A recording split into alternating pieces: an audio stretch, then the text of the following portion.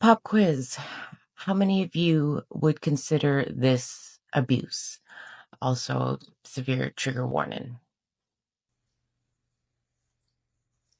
You didn't. You did not at all show me any empathy.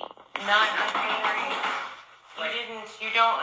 You don't. You didn't show me any empathy at all. Okay. Or what about this one? I don't understand. No, I don't. How the fuck can I get anything when you don't let me, Claudia? I'm trying. I'm trying to talk, but you won't let me finish a complete fucking thought. And look.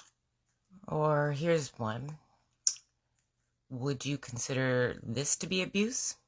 You did it again, right? Like, it just, I'm sorry, but that's why I have a hard time believing that you wouldn't do it again if we were in a bad spot. Please tell you right now.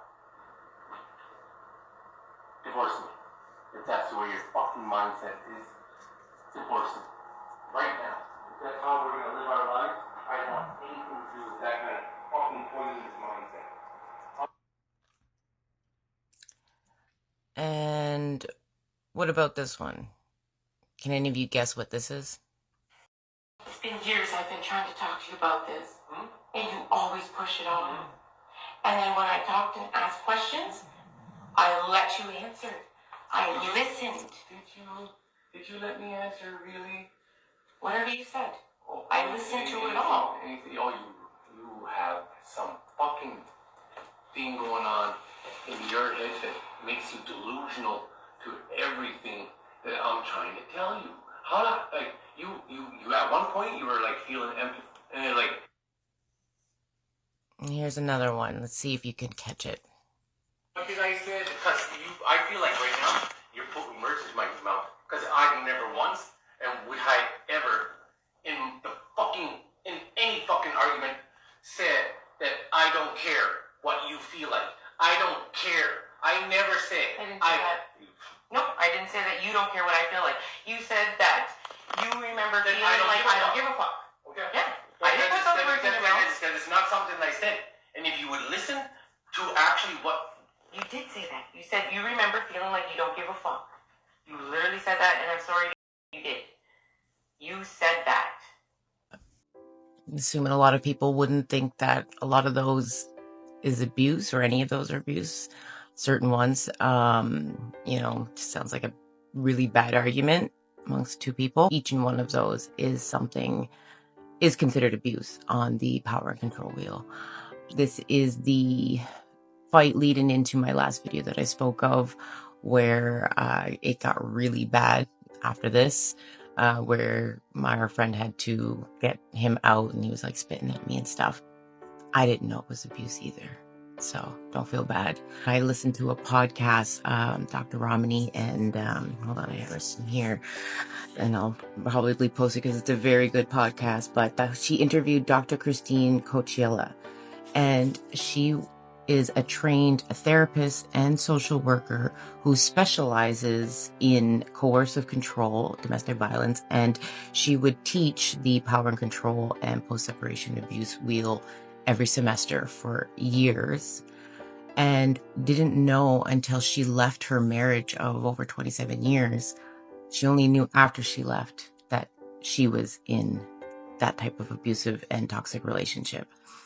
So that's what I'm trying to do in these videos, is say that it can happen to any of us. It doesn't matter who. That's the thing, is it's so covert. It's so like nobody knows or understands it, unfortunately, unless you've gone through it and you're a survivor or still a victim. And the thing is unless it's so hard to identify, not only as a victim when you're going through it, you don't realize, but it's also hard to prove to the outside world when you do realize, because there's no physical, in a lot of the cases, there's no physical marks on our body. Although the long-lasting damage and effects definitely far past any bruise or broken bone, because it's years that it affects Even now, as I listen to this audio, I've had to almost even dissect it to pull out, like, although I know I can hear the gaslight and I can hear the manipulation, and I can even hear my trauma bond in this video at certain points, because this is before I took my rose-colored glasses off, before I educated myself on this behavior and what it was. So I was still, in effect, trying to find ways to work with him when this whole argument was about him cheating on me. So that was the trauma bond. I didn't know. And I keep falling on it, and I'm a broken record when I say it. You know, my mother taught me physical abuse. I want to teach my daughter the emotional and psychological abuse, post-separation abuse, even all of it, because only usually once people become educated on what it is, do they actually get help or attempt to get out, or start feeling a little not as crazy once they know what it is.